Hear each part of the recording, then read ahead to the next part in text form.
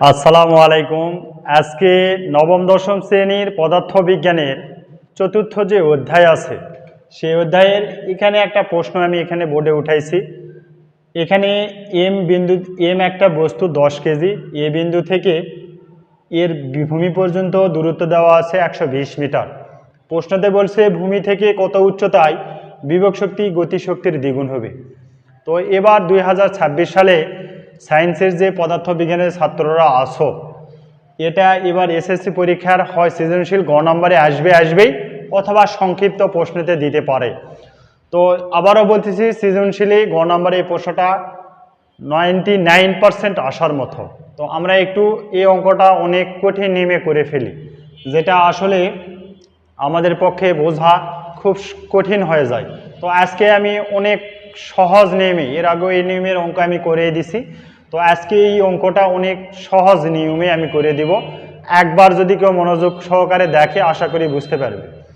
তো এখানে কি বলা আছে, আমি প্রথমেই ধরে নিব যে ভূমি হতে x মিটার উচ্চতায় বিভব শক্তি গতিশক্তির দ্বিগুণ হবে।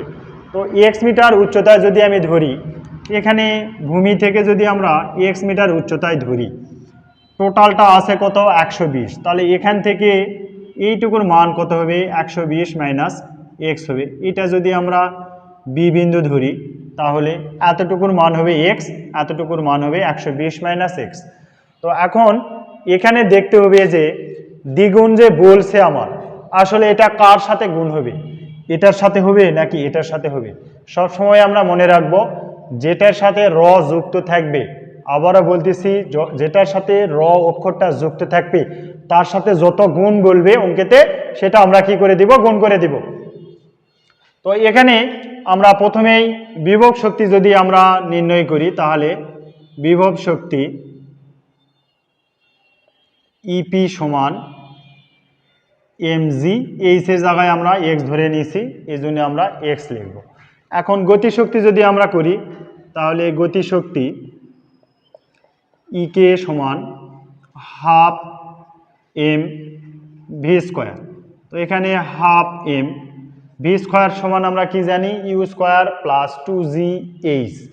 তো এখানে আমরা ইউটা কি 0, এই জন্য ইউটা আমরা লিখব না, ডিরেক্টলি আমরা কি লিখতে পারবো এখানে 2gh মাইনাস এক্স।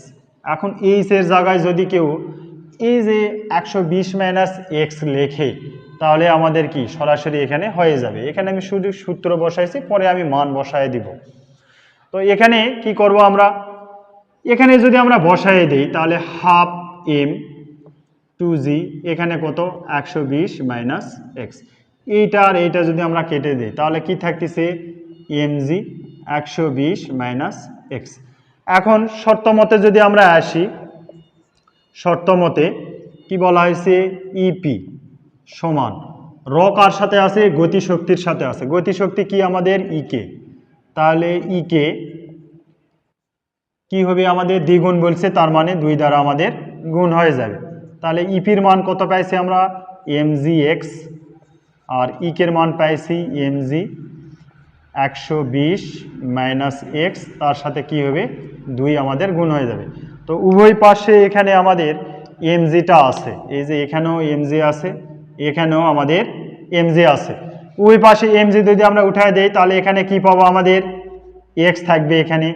তার এটা দিয়ে এটা যদি আমরা গুণ করি তাহলে 240 মাইনাস টোয়াইস এক্স, এটা যদি এপারে আমরা পার করে নিয়ে আসি x plus twice x equal to 240।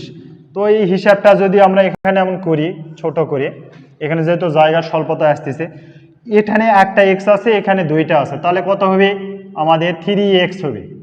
3x equal to 240, x equal to কত হচ্ছে 240 ভাগ হচ্ছে 3, অতএব x ইকুয়াল টু কত আসতেছে 80। তাহলে এখন এই যে এই নিয়মে যে অঙ্কটা আমি করছি এটা খুব সহজ, এবং একবার কেউ যদি করে তাহলেই কি বুঝতে পারবে সহজেই।